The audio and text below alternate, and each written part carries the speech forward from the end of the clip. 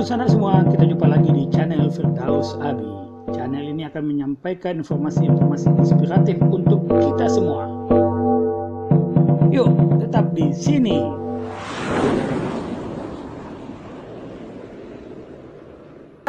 Nggak ada doh katanya. Nggak ada doh, cuy. Nggak ada doh. Iya. Kenapa nih ya? Misalnya kalau orang sudah mengatakan buka kulit tanpa isi, yang itu sudah ekspresi kemarahan sesungguhnya gitu. Iya. Dan menurut UNESCO itu udah 15 bahasa yang udah hilang. 15 bahasa yang hilang.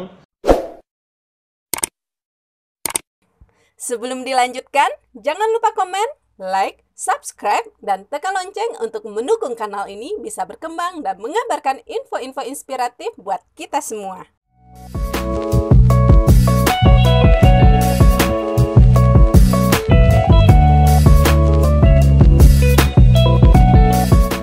Menurut Badan Bahasa, kita punya di Indonesia itu sekitar 718 bahasa. 718 bahasa daerah. Dan menurut UNESCO itu udah 15 bahasa yang udah hilang.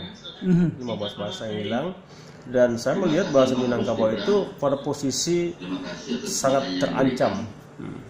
Mungkin posisi sangat terancam itu adalah bahwa penuturnya bahasa itu masih ada digunakan, tapi nyaris tidak sesuai dengan versi yang sesungguhnya.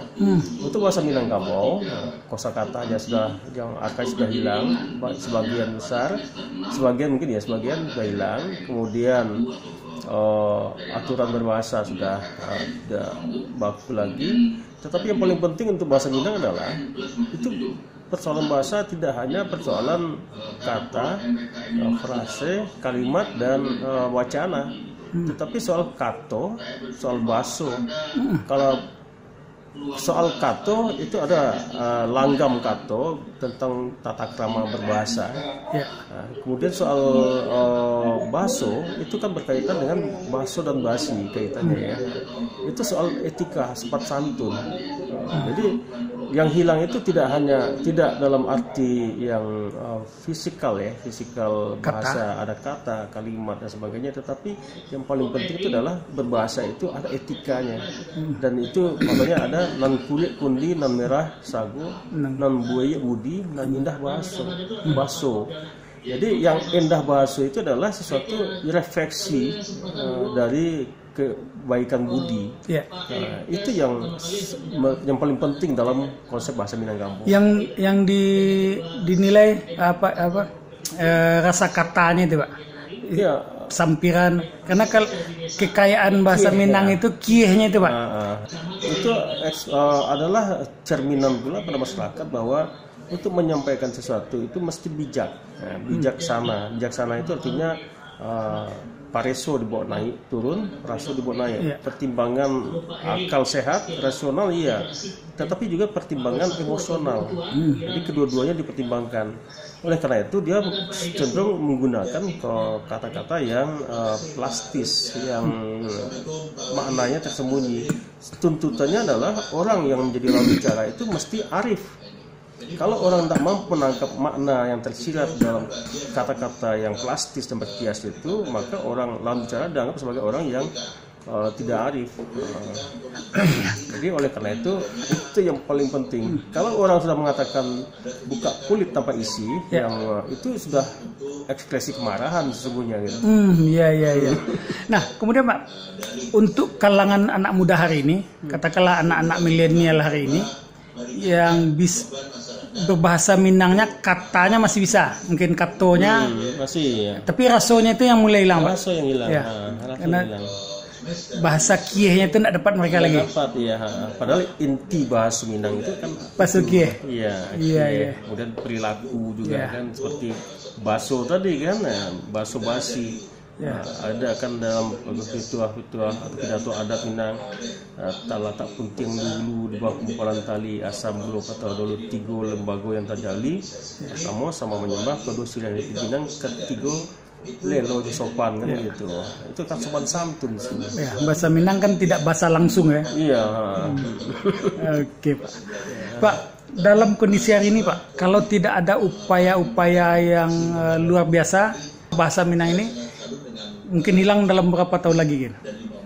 Mungkin dalam 20 tahun atau 30 tahun itu bisa hilang. Bisa hilang ya. Kita sudah satu generasi sebenarnya kan.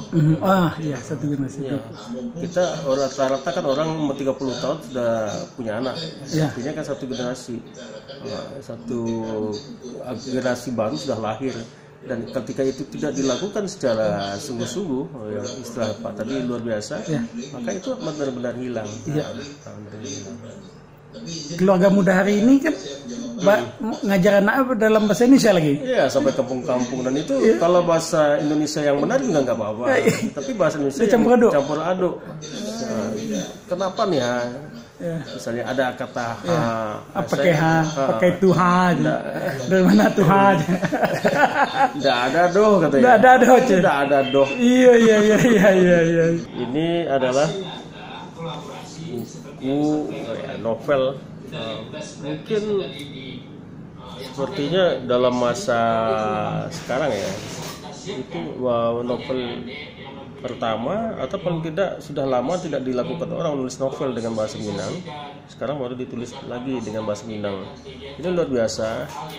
Pertama karena kemampuan untuk menulis dengan bahasa Minang itu sudah sangat menurun. Yang kedua,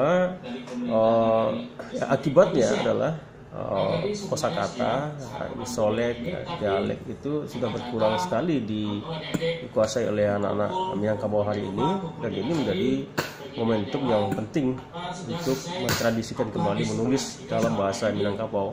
Yang kedua adalah ini kan menjadi sebuah rujukan pula di dalam pembelajaran bahasa dan sastra Minangkabau yang sekarang sudah kembali disadari, digiatkan, dan regulasinya sudah mulai ada. Dan salah satu contoh adalah sebagai best practice itu di Kota Pariaman.